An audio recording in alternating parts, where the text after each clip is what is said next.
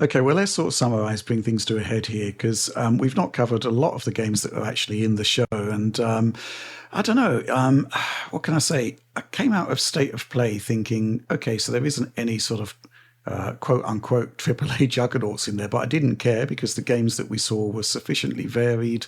They look fantastic. And yet with this one, I just didn't really feel it as much. It's kind of weird because I feel that I'm at odds with the sort of group thought on it based on the sort of rankings that you're seeing in Twitter polls and stuff like that. But I found it really difficult to get excited about this particular presentation. And yeah, I mean, what can we say? Even games that I'm kind of really excited about looking at, like In Exile's Clockwork Revolution, for example, just thought the presentational method that they used for it was sort of lacking context. Didn't really sort of fully get what was going on there. I think they could have probably done a better job there. And then there's sort of a lot of games, you know, the old trailerification complaint that we've had for years now, which is just like game A, wish list, game B, wish list. Yeah, new reveal or whatever, world exclusive, world premiere, world premiere. There it is. Yeah, spelled PRM apostrophe EAR.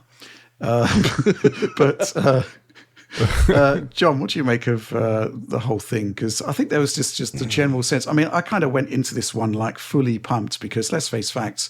I'd say this has been ultimately, you know, tail end of 24 going into 25. This has been like Xbox delivering time after time after time, awesome game after awesome game after awesome game. And then we sort of arrive at this particular showcase and it's like, okay, that looks all right.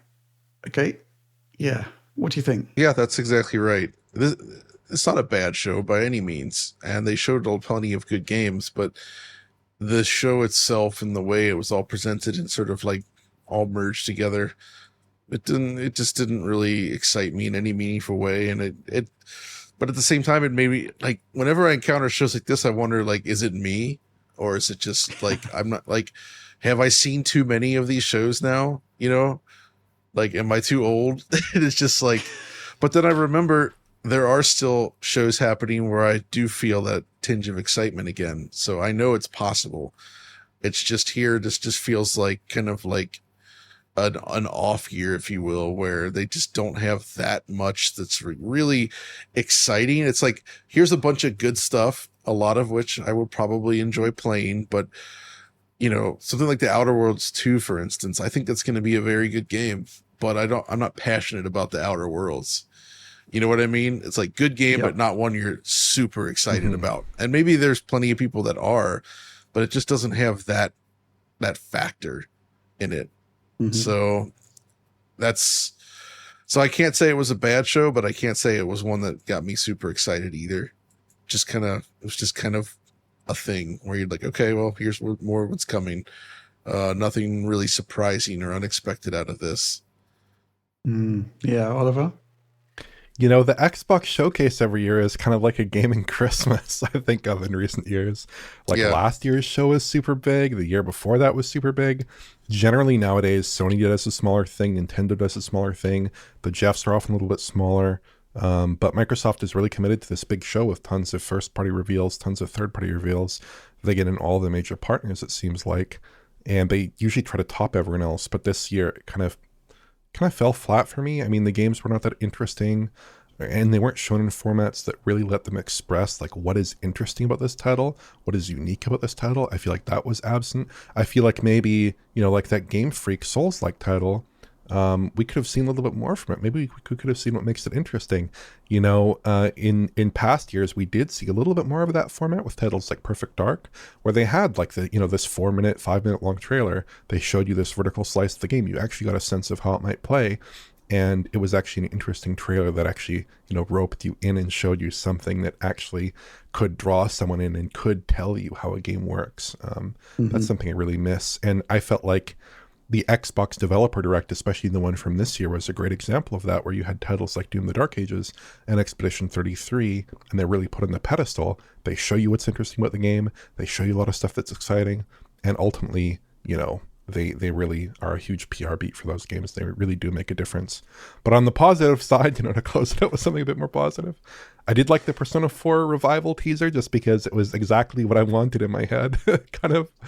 I did like the Ninja Gaiden trailer. That was cool. Mm-hmm. There's also Indiana Jones DLC. We didn't talk about that, but for people who like the game, I imagine that's exciting. There's also a Chronos game, I think, from Bloober Team.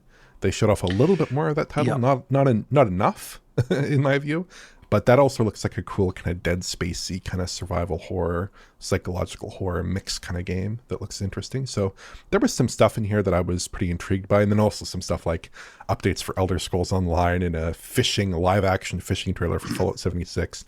That's kind of like customary in these Microsoft showcases. Maybe it's not super interesting, but yeah, kind of just not really my favorite showcase this year, but hopefully they can come back next year. They do have those 4 key headline titles that should be really exciting. So I'm excited to hopefully hear more about those titles, maybe late this year, early next year, mid next year. That'll be exciting, I'm sure. Mm-hmm.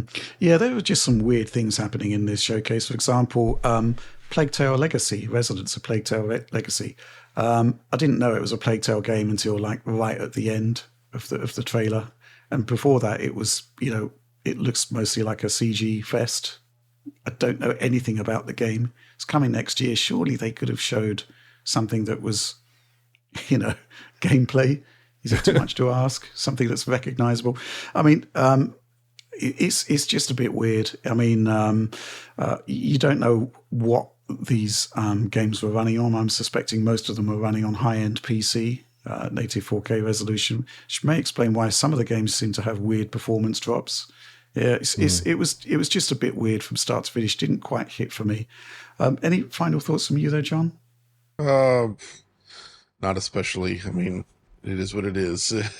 Just another year, another one of these shows, and I guess this just kind of marks the beginning of the season of shows for us, right? Like we kind of watched all this from afar. But then we got Gamescom coming up. There's TGS coming up and other smaller events as well. And, I do enjoy that season. So I'm eager to see what they have. But at least I will say it feels like for the first time in years, all 3 players are back in the show circuit, so to speak, right? PlayStation, Nintendo are making more of an appearance this year from what we understand, along with Xbox. So I don't know. That's exciting.